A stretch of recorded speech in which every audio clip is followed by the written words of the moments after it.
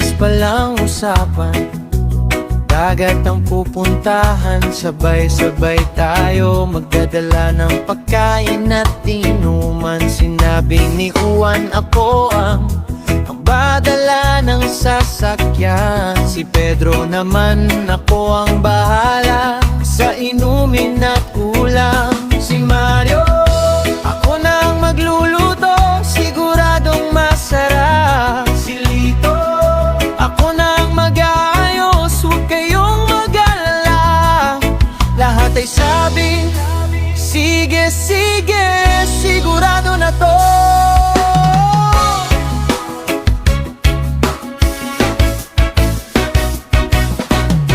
Parang bukas na bukas din, aalis na tayo, nag-usap pa tayo kung anong kulay ng damit, kung saan tayo kakain, kung kailan uwi. Sinukat pa natin ang layo ng lalakarin. Ang bawat detalye tila ba nakasulat na sa libro. Dumating na ang Sabado, alas 7 ang usapan, tumawag si Juan. Pasensya na, may inasikaso kailangan.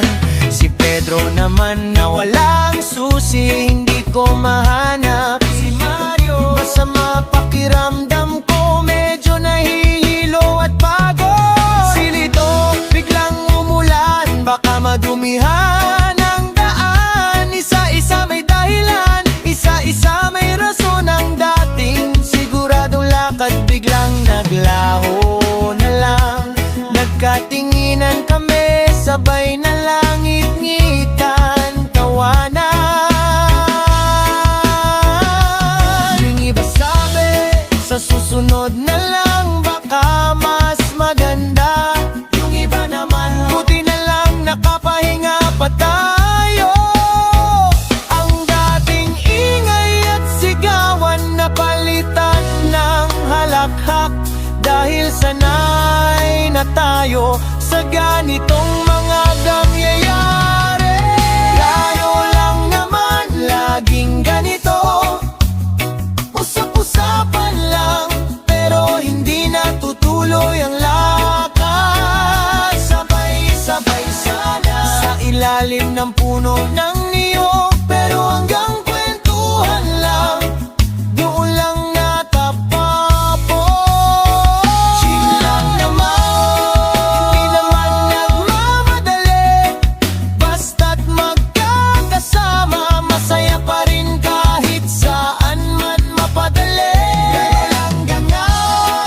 Ganyan talaga tayo, barkadang walang katiyakan, pero walang iwanan dito. Hindi naman mahalaga kung makarating man o hindi, ang mahalaga'y magkasama, nagkakaintindihan, nagmamahalan. Minsan naman ay plano, sa bundok naman tayo, magkakaampay, magkakape, makikita ang ulap. Pero pagdating ng umaga, ulan naman ang bumuhos. Tinangay ang plano, tinangay ang pag-asa. Minsan nasa sakayan na, nakaupo at handa na, biglang may tatawag, may emergency sa bahay.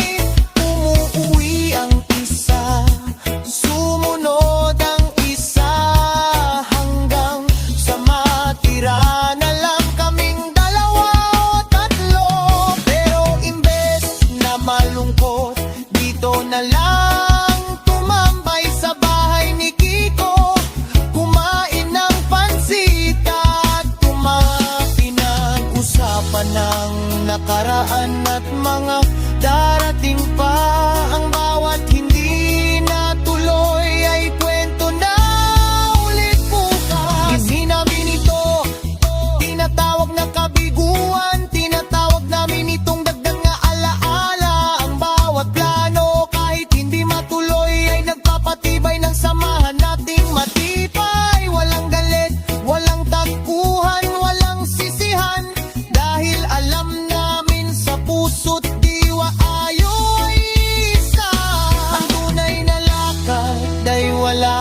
sa paglalakbay, kundi sa pagkakaibigang walang hanggan at dalisan. Pero lang naman laging ganito, usap-usapan lang, pero hindi natutuloy ang lakas. Sabay-sabay sana sa ilalim ng puno ng niyog, pero hanggang kwentuhan lang, doon lang natatakot. Chill lang naman, hindi naman nagmamadali, basta't magkakasama, masaya pa rin kahit saan man mapadali. Laro lang naman, ganun lang talaga tayo, barkadang walang katiyakan, pero walang iwanan dito. Sa susunod ulit, plano ulit, basta't magkakasama,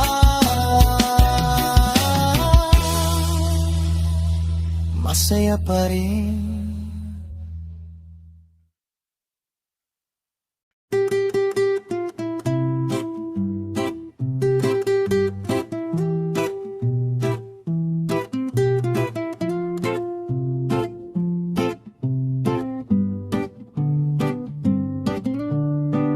Isang linggo nang nakalipas, usap pa rin ang dagat.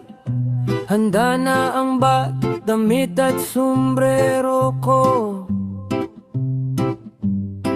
Nakalagay na ang lotion, nakahanda na ang tuwalya. Kahit ang radyo ay nakaayos na para sa tugtugan. Pero dumating ang araw, biglang may naging abala. May nagkasakit, may naantala, may biglang tinawag. Yung isa may trabaho, yung isa may bisita, yung isa naman ay nakalimutan ng mismong araw. Hindi naman galit, hindi naman malungkot, kasi alam ko naman ganyan talaga tayo. Ang aming pangako ay hindi sa lugar o oras, kundi sa samahang walang hanggan at walang humpay. Ngayon naman plano, sa ilog naman tayo. Malinis na tubig, malamig at payapa. Magluluto ng isda, magdadala ng saging at kape. Tila ba paraiso ang aming pupuntahan? Pero pagbukad-kad ng umaga, ulan naman ang bumuhos. Kulog at kidlat, tinakpan ng langit. Sabay kaming napabuntong hininga at napangiti. Susunod na lang, sabi namin ng sabay-sabay. Dito na lang sa balkonahe, tumambay at tumingin sa ulang bumabagsak habang nagkukwentuhan. Masarap pa rin ang kwentuhan, masarap pa rin ang tawa. Kahit na ang ilog ay nanatili lamang sa isipan. Sa susunod na lang, sabi niyo lagi, sa susunod na lang, ulit tayo uli. Hindi kailangang magmadali, hindi kailangang malayo, basta't magkakasama parang nasa paraiso. Sa susunod na lang, okay lang sa akin, nang samahan natin yan ang tunay na ginto. Sa susunod na lang, huwag kayong mag-alala, ang mahalaga ay narito tayo at magkasama.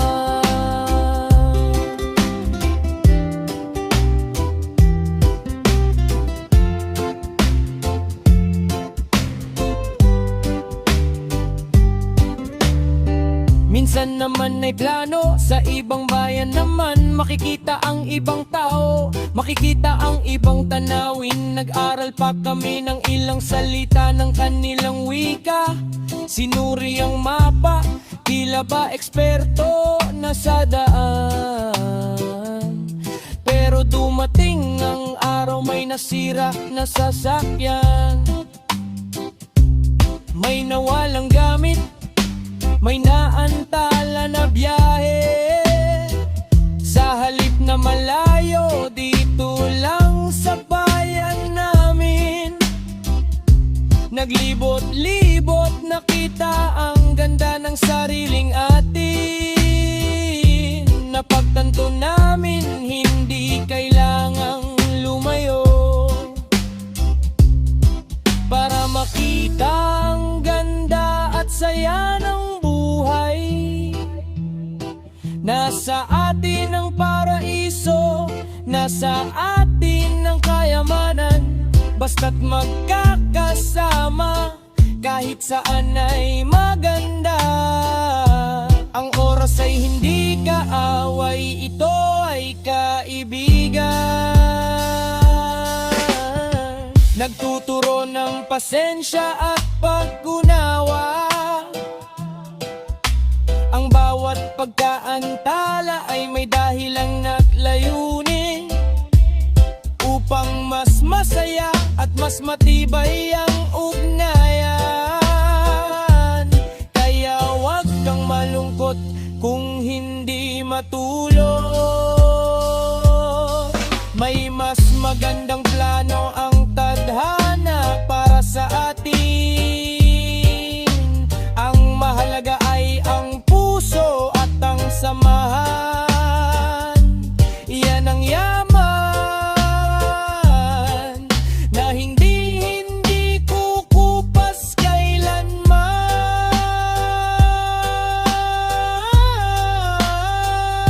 Sa susunod na lang, sabi nyo lagi, sa susunod na lang, uulit tayo uli. Hindi kailangang magmadali, hindi kailangang malayo, basta't magkakasama parang nasa paraiso. Sa susunod na lang, okay lang sa akin, nang samahan natin, yan ang tunay na ginto. Sa susunod ulit,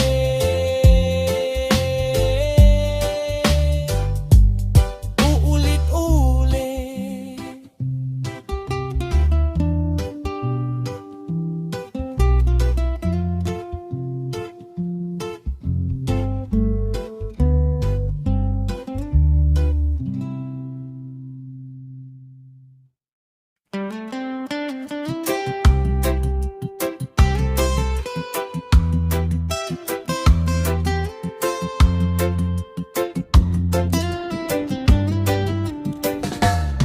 Bawat gabi pag nakikita, laging may bagong plano.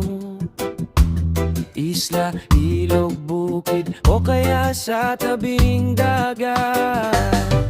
Detalyado ang usapan, oras at lugar alam na, kung sino magdadala, kung sino ang magbabayad, kung ano ang kakainin, kung ano ang isusuot, kung paano ang daan, kung paano ang paglalakad.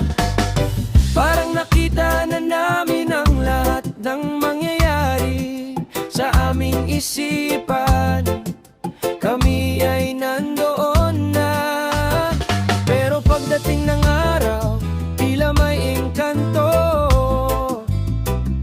Lahat nagbabago, lahat nag-iiba.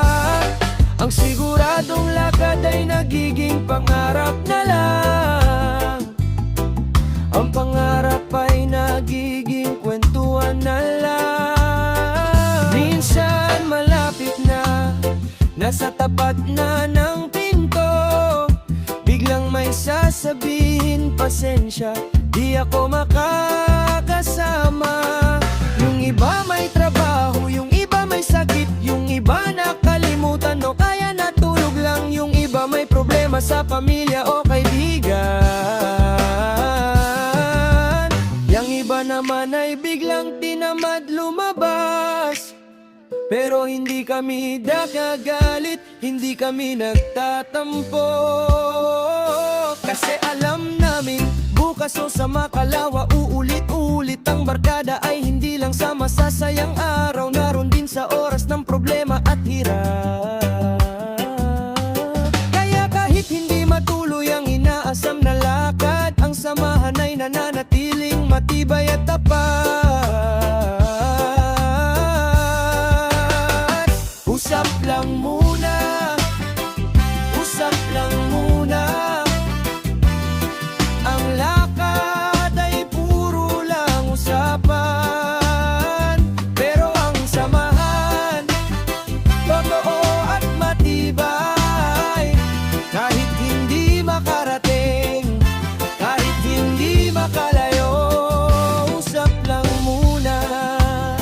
Sapat na sa atin ang tawanan at kwento.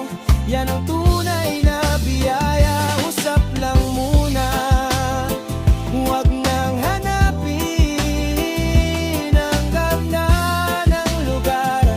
Nasa atin ang ganda.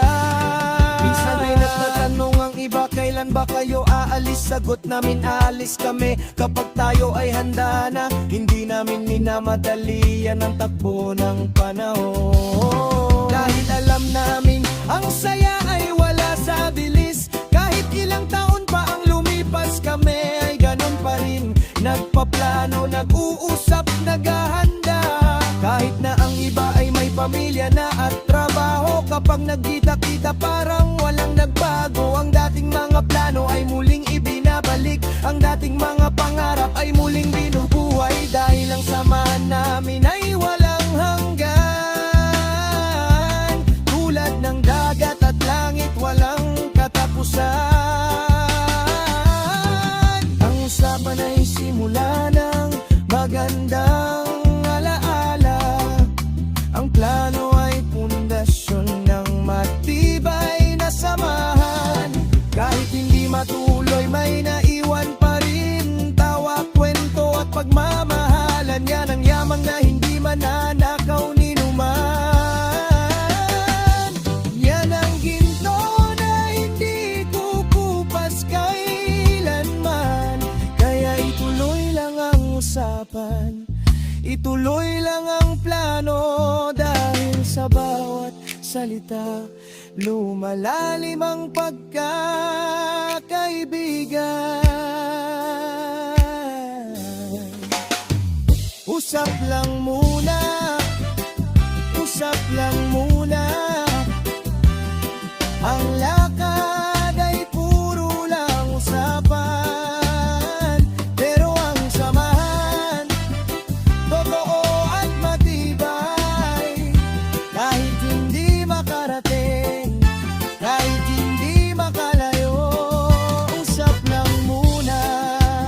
Sapat na sa atin ang tawanan at kwento. Yan ang tunay na biyaya. Usap lang muna, plano lang muna.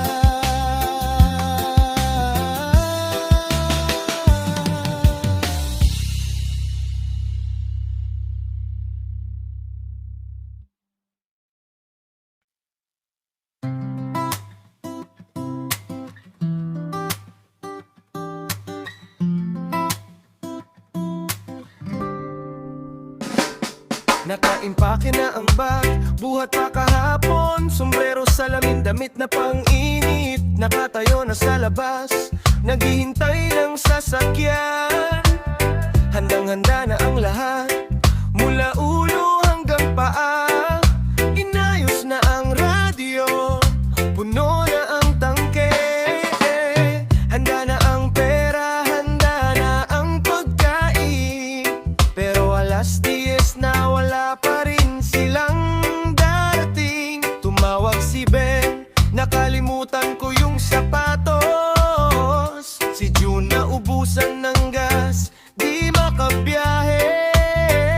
Si Roy nagising ng huli, antok pa rin mata. Si Dan naipit sa traffic, matagal pa ang aabutin. Isa-isa ang tawag, isa-isa ang dahilan. Pero imbes na mainis, sabay kaming nagtawanan. Isang nakarating na kami, kalahati lang naman. Yung iba na iwan, yung iba na ligaw, yung iba na iwan sa kanto, nakatulog sa jeep. Yung iba naman ay napunta sa maling ang sagot. Ang kwento ng pagkaligaw ay nagiging biro. Sa susunod sigurado na, sabi namin lagi. Pero alam na natin kung ano ang mangyayari. Magpaplano ulit, maghahanda ulit. May hadlang ulit, may dahilan ulit. Ganyan ang ikot ng mundo ng barkada namin. Puno ng sorpresa, puno ng kakaibang saya.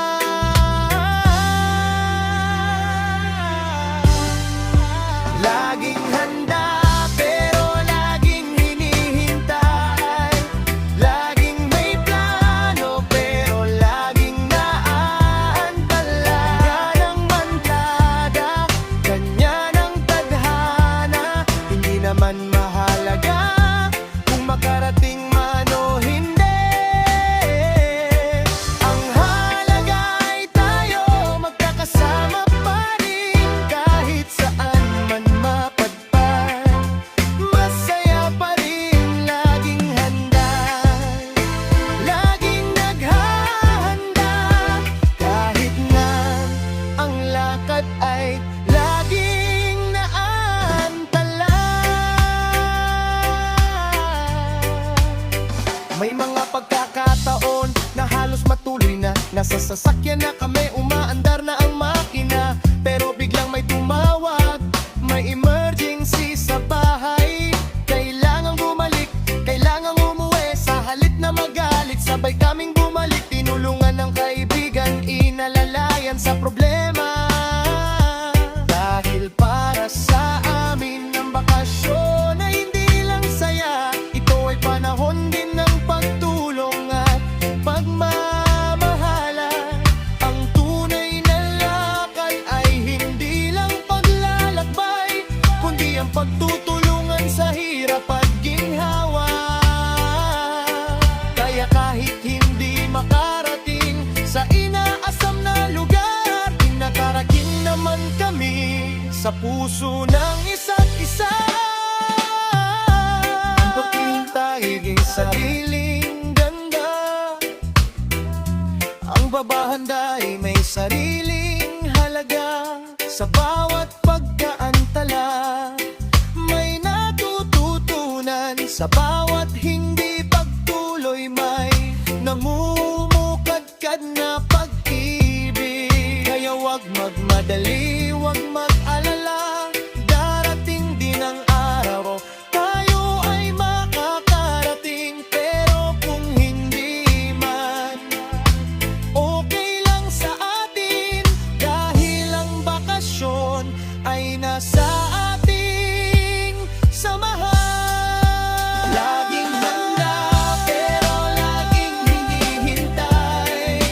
Laging may plano pero laging naaantala. Ganyan ang barkada, ganyan ang tadhana. Hindi naman mahalaga kung makarating man o hindi.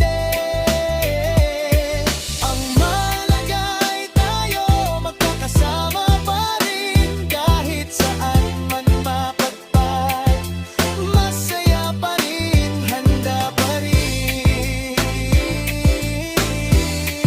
Maghihintay pa rin.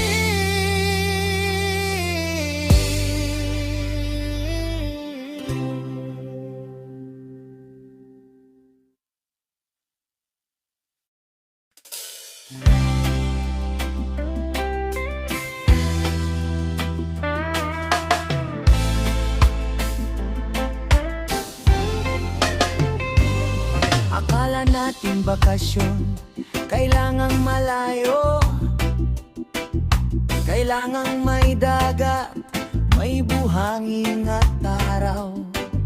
Kailangang may bundok, may malawak na tanawin. Kailangang may ibang hangin, ibang amoy at kulay.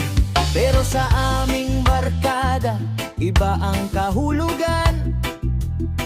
Bakasyon ay basta magkakasama kahit saan man. Madalas na plano, madalas na nababago. Madalas na hindi natutuloy, pero okay lang naman. Natutunan namin na ang ganda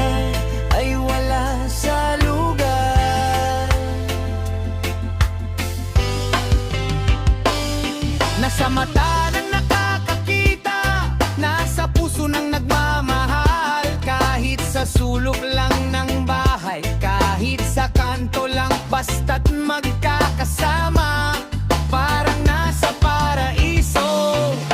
Minsan umulan, minsan mainit, minsan may problema, minsan may hadlang, minsan masama ang panahon, minsan masama ang loob. Pero kahit anong mangyari, kahit anong dumating, hindi nawawala ang samahan nating matibay. Ang plano ay kwento, ang usapan ay alaala, ang hindi natuloy ay kwento na ulit bukas. Ang bawat pagkabigo ay nagiging dahilan para mas maging matatag at mas maging malapit sa isa't isa, parang magkakapatid. Ang dugo at laman ay magkakaiba, pero ang puso at diwa ay isa. Ang tunay na bakasyon, wala sa lugar, wala sa dagat, wala sa bundok. Nasa pagkakaibigan, nasa tawanan, nasa oras na ibinibigay mo sa isa't isa. Kahit puro plano lang, kahit puro usapan, yan ang pinakamasayang bakasyon para sa atin. Ang tunay na bakasyon nasa ating puso, nasa samahang tapat at walang pagbabago.